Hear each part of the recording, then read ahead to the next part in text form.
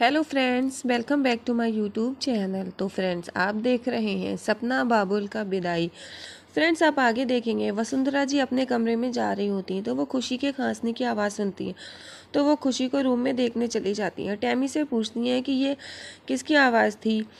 तो टैमी बताती है खुशी को बुखार है, खुशी को खांसी आ रही है।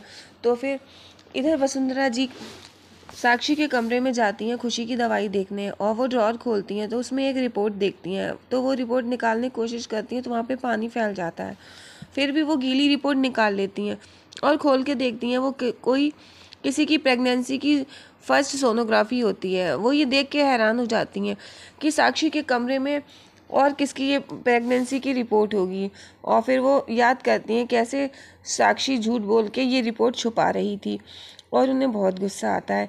फिर वो रिपोर्ट उठाकर रख लेती हैं और फिर वो सोचती हैं मन में कि साक्षी से इसका जवाब तो लेकर ही रहूँगी। और इधर आप देखेंगे कि अनमोल और रागिनी दोनों लोग बात कर रहे होते हैं। अनमोल को छींकें आ रही होती हैं तो रागिनी देखती है। रागिनी कहती है कि मैंने मना किया था, फिर भी आप लोग बारिश में भीगे, क्या ज़रूरत थी।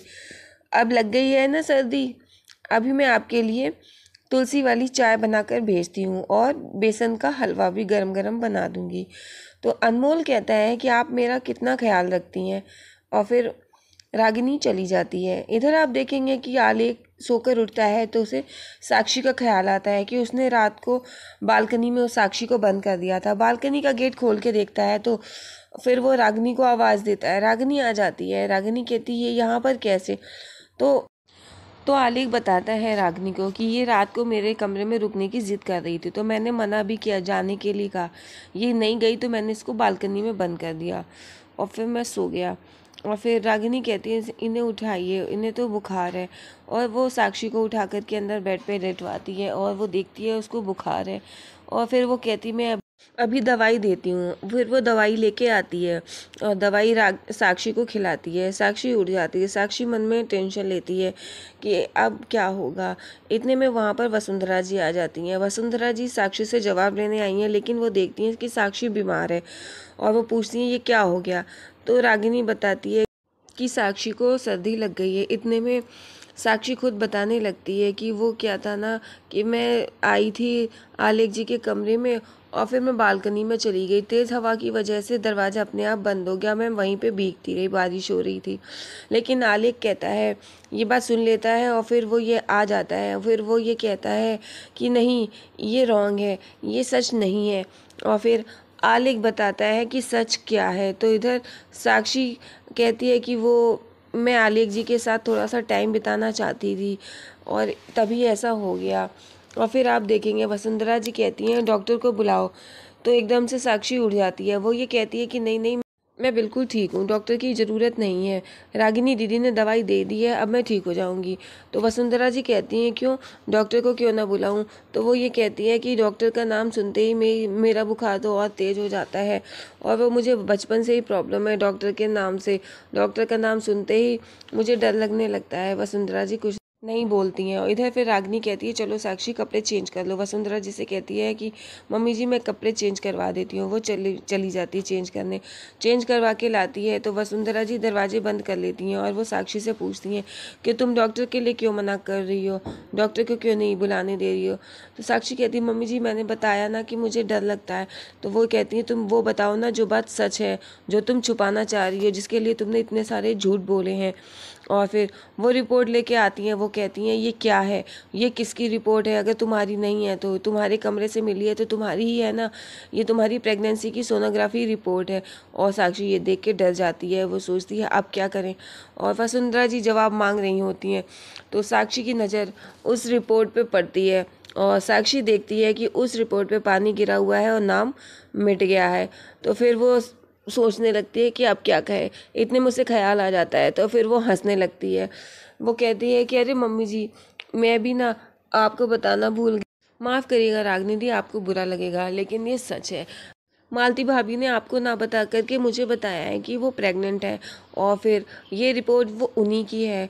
उन्होंने मुझसे ये कहा कि ये बात मैं किसी को बताऊँ ना। तो वसुंधरा जी कहती हैं उन्होंने ये तुमसे क्यों कहा कि ये बात किसी को ना बता। तो कहती शायद इसलिए कि वो ये बच्चा नहीं चाहती हैं तो और बच्चा वो ये शायद बच्चा प्लान नहीं कर रही थी और वो अचानक से हो गया, वो शायद ये बच्चा गिराना चाहती हैं। और इधर फिर रागिनी सोचने लगती है कि मालती भाभी क्या कह रही थी, और मालती भाभी की कही हुई हर बात को वो ध्यान में रखती है। फिर इधर रागिनी कहती है कि वो ऐसा क्यों करेंगी, तो वो साक्षी बताती है कि वो शायद इसलिए कि 2 बच्चे हो जाएंगे तो डबल खर्चा हो जाएगा, इसीलिए वो दूसरा बेबी नहीं चाहती हैं।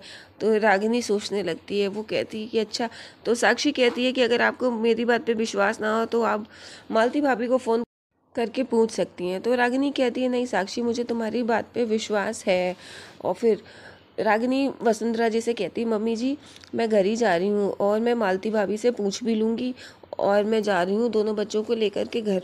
तो साक्षी कहती है हाँ ठीक है। तो रागिनी वहाँ से चली जाती है और इधर वसुंधरा जी बैठ जाती हैं। वो सोचती हैं मैं तो घबरा ही गई थी, और अगर ये सच होता तो मैं पता नहीं क्या करती। और इधर साक्षी सोच रही होती है अब मम्मी जी यहीं बैठ गई, ये जाएँ तो मैं कुछ फ़ोन करूँ। तो वो कहती है मम्मी जी मुझे नींद आ रही है। तो वो कहती है अच्छा बेटा तुम सो, मैं चलती हूँ। इधर आप देखेंगे कि काव्य अपनी माँ से कहता है कि ये तुम क्या कर रही हो मम्मी। तो वो ये कहती है कि मैं हील पहन कर चलने की कोशिश कर रही हूँ, अब तुम्हारे पापा का प्रमोशन हो गया है तो बड़ी बड़ी जगहों पे जाएंगे, देश विदेश में जाएंगे, तो ये कपड़े थोड़ी ना पहन के जाएंगे, अच्छे अच्छे कपड़े पहन के जाएंगे, अपना स्टाइल चेंज करना पड़ेगा। तो वो कहता है कि मम्मी मैं झूठ तो बोलता नहीं हूँ, तो लेकिन आपको इसकी क्या ज़रूरत है। तो वो कहती है कि मुझे भी नहीं। वो फ़ोन मांगता है फ़ोन करने के लिए। तो मालती कहती है मेरे पास फ़ोन नहीं है, तो देख ले जाकर कहाँ पे है।